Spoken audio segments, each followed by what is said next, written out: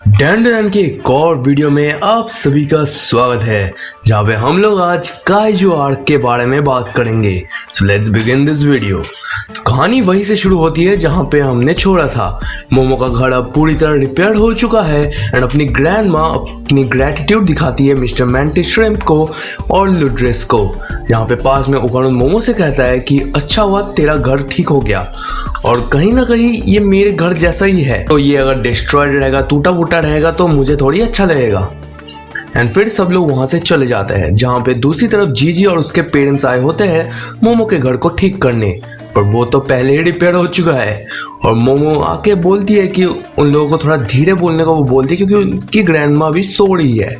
And scene shift होता है जहाँ पे मोमो और जीजी स्कूल की तरफ जा रहे होते हैं, जहाँ पे मोमो पूछती है जीजी से तो ईविल आई कैसा है, और जीजी बोलता है कि तुम्हें यकीन नहीं होगा बट मैं बहुत बार ईविल आई में ट्रांसफॉर्म हुआ हूँ, बट ईविल आई एक लॉयल इंसान है, वो अपने प्रॉमिस पे स्टक है, वो बस एक हफ्ते बाद ओकारुन से लड़ने वाला है।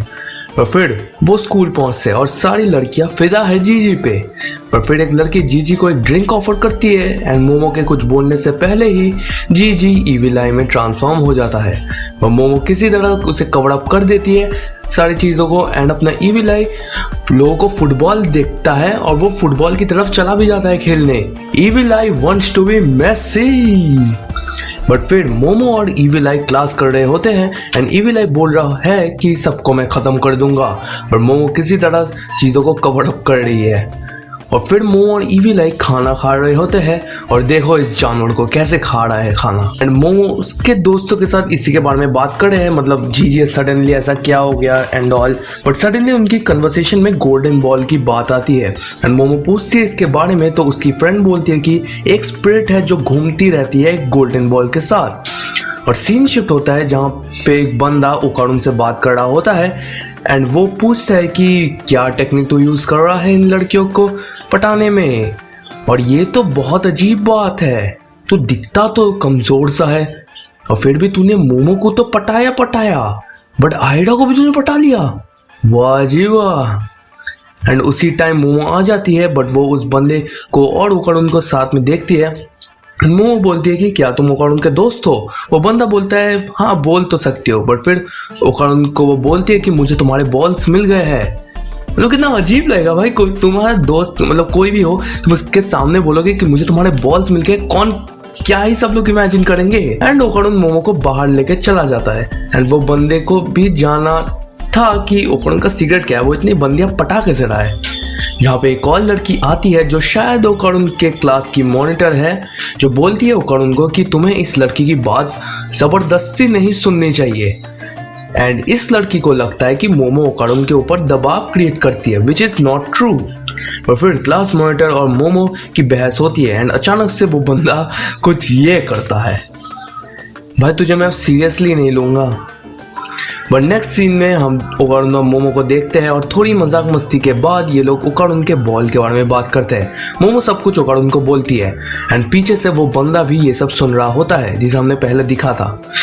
एंड मोमो और ओकारुन उस बंदे को नोटिस भी कर लेते हैं, पर वो बंदा उड़ रहा होता है अचानक से एंड फिर वो जमीन में जाके गिरता है एंड ओकारुन भी ट्रांसफॉर्म हो जाता है। एंड ओकारुन और मोमो उस गोल्डन बॉल को देख पा रहे थे। ओकारुन और मोमो उसे पकड़ने की कोशिश कर रहे होते हैं, वह दोनों ही अनसक्सेसफुल होते हैं एंड वो लोग समझ जाते हैं कि कोई तो यहाँ पे है उनके सिवाय। पर फिर वो बॉल उनसे दूर भाग रही होती है। ओकारुन और मोमो जाते हैं उसकी तरफ, ओकारुन मोमो को अपने ऊपर लेके भाग रहा होता है उस बॉल की तरफ, बट कुछ देर तक दौड़ने के बाद वो बॉल गायब हो जाती है एंड फिर ओकारुन मोमो को लेकर छलांग मारता है एंड मोमो अपनी पावर से ऊपर वाली फ्लोर को पकड़ लेता है क्योंकि वो एक अपार्टमेंट होती है उसको पकड़ लेता है जिससे वो लोग सेफली नीचे आ सके।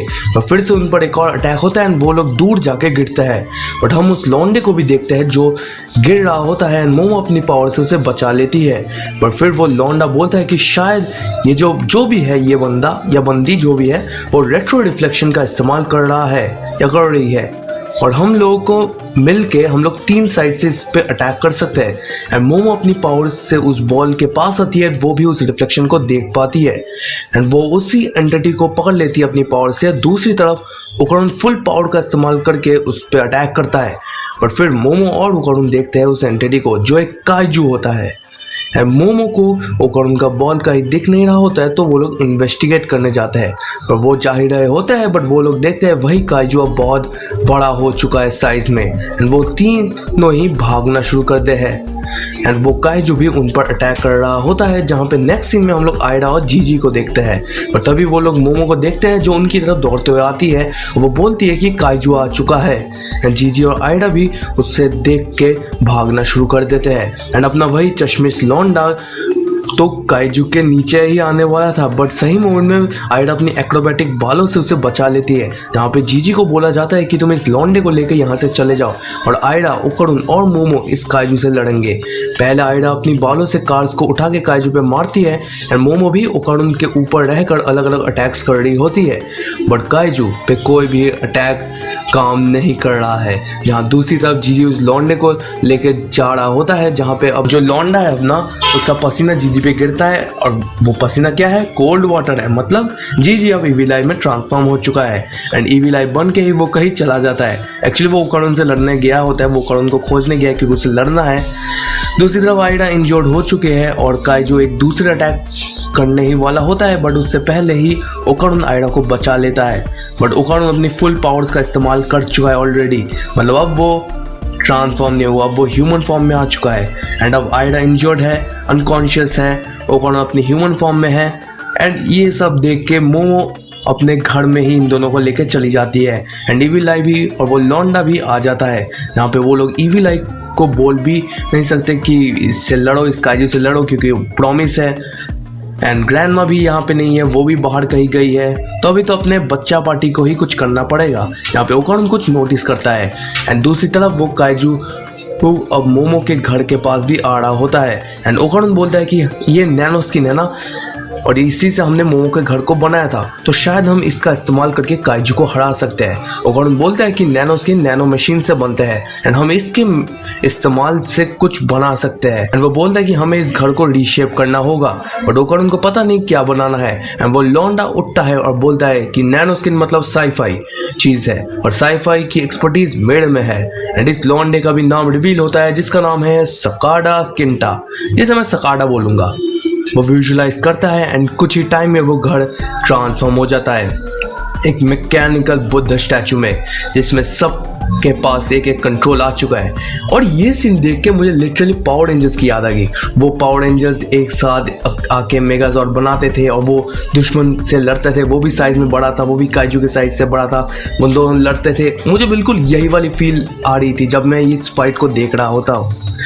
बट फिर सब लोग उनके कंट्रोल्स को फिगर आउट कर रहे होते हैं, बट वो बुद्ध स्टैचू मूव नहीं कर रहा होता है एंड ओकरुन ईवी लाइव उससे बाहर भी आ जाते हैं एंड वो काइजू भी अपने बुद्ध मेगाजॉर्ड पे अटैक कर देता है एंड वो काइजू उस पर मल्टीपल अटैक्स करता है, जहाँ पे ओकरुन तो एक पैराशूट से बच जाता है, बट वो एक बड़ा सा ब्लास्ट देखता है जहाँ पे ईवी लाइव भी बोलता है फ्रीडम।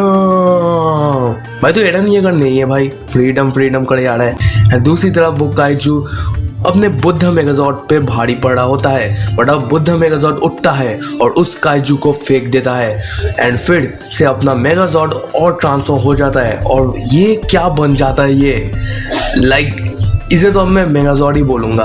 बुद्ध स्टैचू बोल रहा था but now it's a megazord and अब वो काइजू अपने पूंछ से अटैक करता है एंड मेगाजॉर्ड उसे डॉज करता है एंड अटैक भी करता है एंड फिर इनकी बढ़िया सी फाइट होती है जो सच में मुझे पावर रेंजर्स की याद दिला रही थी and I am waiting for this to animate, जहाँ पे हमें सकाडा के पास्ट की भी कुछ ग्लिम्पसेस दिखती है जहाँ पे उसे कोई सीरियसली नहीं लेता है एंड ऑल, बट सकाडा अपनी रोबोट्स की नॉलेज से एक फुल फ्लेश्ड अटैक करता है काइजू पे, जिससे वो काइजू गिर जाता है। बट अभी भी फाइट खत्म नहीं हुई है क्योंकि अब वो काइजू इनविजिबल होके अटैक कर रहा होता है एंड वो मेगाजॉर्ड नीचे गिर जाता है, बट सरप्राइजिंगली ये मेगाजॉर्ड मोमो की पावर्स का भी इस्तेमाल करता है एंड वो अब आयडा की पावर्स का भी इस्तेमाल कर रहा है एंड इससे वो कुछ अलग ही लेवल का पावरफुल बन जाता है एंड वो काइजू को हवा में उड़ा लेता है और उसे घुमा घुमा के जमीन में फेंक देता है एंड फिर वो काइजू धीरे धीरे छोटा बन जाता है, जिससे काइजू की डिफीट होती है और हमारे हीरोज की जीत होती है।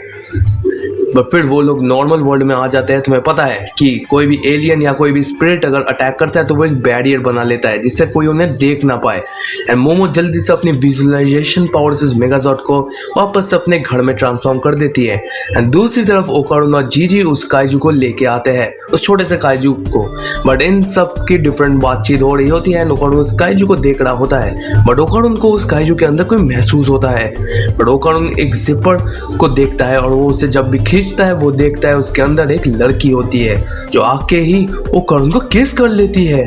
वाह लौंडे, तेरा तो मजा ही मजा है। वैसे बंदी तो सही है वैसे। नहीं, momo want justice. And momo सीधा उस काइजू गर्ल पे अटैक कर देती है। एंड वो लड़की क्या बोल रही है हमें कुछ नहीं पता, ऑब्वियसली एलियन लैंग्वेज है। एंड ओकारुन बोलता है कि मोमो कि तुम शांत हो जाओ, हमें अभी भी हम मेरी गोल्डन बॉल के बारे में जानना है। Bro only cares about his golden balls. And momo सीधा बोल देती है तूने किस क्यों किया, और चली जाती है। ओकारुन ये एक साइन है, Momo is jealous of that kaiju girl. Sign समझ रहा है ना। एंड फिर से सीन शिफ्ट होता है जहाँ पे ओकारुन और वो काइजू गर्ल घूम रहे होते हैं। एंड बाकी लौंडे भी आए हैं जैसे कि जीजी, सकाडा, जो ट्राई कर रहे हैं उससे कम्युनिकेट करने का। एंड वो लोग जाते हैं मिस्टर मैंटिस श्रिम्प के पास और मिस्टर मैंटिस श्रिम्प से पूछते हैं कि इसको तुम जानती हो। एंड मिस्टर मैंटिस श्रिम्प बोलता है कि इस काइजू गर्ल को तो मैंने कभी नहीं देखा है। और फिर मिस्टर मैंटिस श्रिम्प के पास एक ट्रांसलेटर होता है, वो उस काइजू गर्ल को दे देती है। एंड ओकारुन अपने आप को इंट्रोड्यूस करता है। एंड उस काइजू गर्ल का नाम होता है वमोला। ओकारुन पूछता है कि तुम अर्थ पे क्यों आई हो। एंड वमोला एक्चुअली किसी ऐसे इंसान को ढूंढने आई है जो उससे स्ट्रांग है एंड वो उस स्ट्रांग बंदे से शादी करना चाहती है। ये तो सीधा शादी पे आ गई। मैं बोल रहा हूँ ओकारुन, एक तरफ मोमो, आयडा और अब बीच वमोला को भी ले ले। तीन लड़कियां हैं भाई। सकाडा चिल्लाता है क्योंकि उसने हराया है वमोला को लिटरली, बट वमोला तो ओकारुन को ही चाहती है। सकाडा अस मोमेंट, हमें कोई नहीं चाहता। बट अब नेक्स्ट सीन में हम आते हैं और ये इम्पोर्टेंट है बिकॉज यहाँ पे हम डैनरन के यूनिवर्स के सबसे इम्पोर्टेंट और सबसे बड़ी आर्क का सेटअप देखने वाले हैं। यहाँ पे हम एक बिल्डिंग को देखते हैं जहाँ पे सर्पोइयंस को हम देखते हैं। वो एक अनजान एलियन को बोलते हैं कि ये हमारी टेरिटरी है, यहाँ पे तुम नहीं आ सकते। बट वो एलियन उन सर्पोइयंस को ही मार देता है और बोलता है कि जो तेरा वो मेरा और जो मेरा वो तो मेरा ही है। एंड अब फिर से सीन शिफ्ट होता है जहाँ पे मोमो के घर में हम लोग सब लोगों को देखते हैं इंक्लूडिंग वमोला, और वो लोग डिनर कर रहे होते हैं। सब लोग अपने डिफरेंट ओपिनियंस रखते हैं वमोला के बारे में। एंड वमोला ने कुछ सही इंप्रेशन तो नहीं छोड़ा है, स्पेशली आफ्टर किसिंग ओकारुन। एंड सकाडा बोलता है कि मैंने हराया है काइजू को तो वमोला मेरी। एंड दूसरी तरफ एक प्यारा सा सीन हमें दिखता है जहाँ पे वमोला को ओकारुन खाना खिला रहा होता है। वमोला क्योंकि वो बात नहीं कर सकती, वो साइन लैंग्वेज में बोलती है ओकारुन को, ओकारुन समझ जाता है। एंड मोमो जेलस होके ओकारुन के पास ही बैठ जाती है। बट वमोला एक प्यारी सी स्माइल देती है मोमो को। इसका मतलब वमोला इज नॉट डेंजरस, बट ये लोग उसे मिसअंडरस्टैंड कर रहे हैं। और फिर डिनर होने के बाद ओकारुन और मोमो की बातचीत चल रही होती है जहाँ पे मोमो तो वमोला को ट्रस्ट नहीं करती है और वो अभी भी हमारी एनिमी है। और इनकी बातचीत में जीजी उन्हें बुलाता है और हम लोग वमोला के काइजू सूट के अंदर देखते हैं। जीजी उस काइजू सूट को पहन भी लेता है एंड अंदर से ये पूरा आयरन मैन का सूट लग रहा होता है। बट जीजी के कुछ तो दबाने से सिग्नल पहुंच जाता है उन्हीं एलियंस के पास जिन्होंने अभी अभी सर्पोइयंस को मारा था। एंड इसी के साथ हम इस आर्क को भी यहीं पे रैप अप करूंगा। एंड अगली आर्क डैनरन की सबसे इंटरेस्टिंग और सबसे बड़ी आर्क होने वाली है, तो उसे देखना मत भूलना। मिलता हूँ तुम लोगों से अगली वीडियो में, तब तक के लिए गुड बाय।